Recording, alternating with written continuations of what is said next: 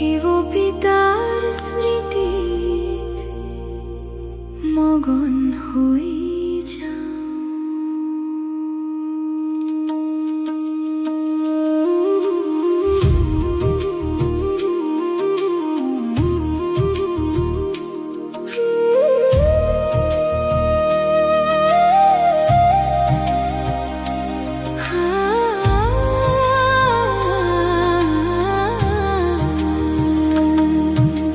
ড্ৰামাৰ জ্ঞান বুদ্ধি ত্ৰিহ কৰি নিৰন্তৰ যোগী হোৱা যেনেকুৱাই নহওক পৰিস্থিতি পিতাৰ স্মৃতিত থাকি মহাবীৰ হোৱা শিৱ বাবাই নিজৰ পৰিচয় দিলে পিতাৰ প্ৰতি প্ৰীতি বুদ্ধিৰ হোৱা অন্যৰ সংগ ত্যাগ কৰি একমাত্ৰ পিতাৰ সংগ লোৱা অতীত সৃষ্টিৰ এতিয়া অন্ত পাৱন সৃষ্টিৰ আৰম্ভণি অসুৰ নহবা বিকৰ্ম কৰি অমৃত পান কৰা বিশেৰি প্ৰধান হবলৈ পিতাৰ স্মৃতি থাকা নিজে নিজৰ সাৰ্জন হৈ নিজৰ পৰীক্ষা কৰা শ্ৰীমত অনুসৰি চোৱা পিতাৰ প্ৰতি মোৰ কিমান প্ৰীতি একৈশ জন্মৰ প্ৰালব্ধ গঢ়া এতিয়া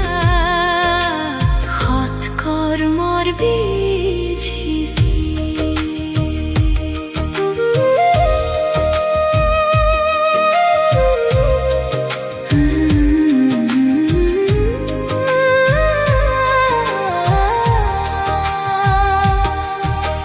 গৃহস্থ ব্যৱহাৰত থাকি পদুম ফুলৰ সমান পবিত্ৰ হোৱা কোনো পতিত কাম নকৰিবা স্মৃতিত থাকা আৰু সদৰ্শন চক্ৰ ঘূৰোৱা এই শৰীৰৰ কোনো ভৰসা নাই নিজৰ সকলো সফল কৰা নিজৰ স্থিতি একৰস অবিচলিত কৰিবলৈ ড্ৰামাৰ ৰহস্য বুদ্ধিত ৰাখি চলা বেহদ ৰংগমঞ্চ তোমালোক খেলুবই স্থিতিৰে সদায় থাকা আনন্দিত হৈ জগতৰ বাবে জীয়া পথ খেলুবই বাবে সেয়া খেল বুলি প্ৰত্যক্ষ কৰা সকলো সাক্ষী হৈ শিৱ বাবা সকলোৰে সৎগতি দাতা মুক্তিদাতা জ্ঞানৰ সাগৰ পতিত পাৱন সকলোৰে মাতা পিতা 84 জন্মলৈ আত্মা জীৱন বন্ধনত আহে পিতাই এক ছেকেণ্ডত জীৱন মুক্ত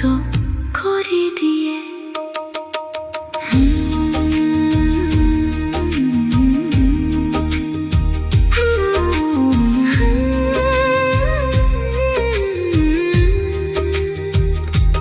নিজক সদায় বিজয়ী ৰত্ন বুলি বুজি প্ৰতিটো সংকল্প আৰু কৰ্ম কৰা মাষ্টাৰ সৰ্বশক্তিমান হয় সদায় বিজয় প্ৰাপ্ত কৰা বাৰে বাৰে পৰাজিত হলে ধৰ্মৰ যাৰ শাস্তি খাবা উৎসৰ্গিত হৈ নিজৰ সম্পূৰ্ণ ৰূপ ধাৰণ কৰা তেতিয়া সদায় বিজয়ী হৈ যাবা কেতিয়াবা শব্দটিয়ে দুৰ্বলতাক সূচাই সেয়েহে যি কৰা এতিয়াই কৰা দেহ অভিমান ত্যাগ কৰা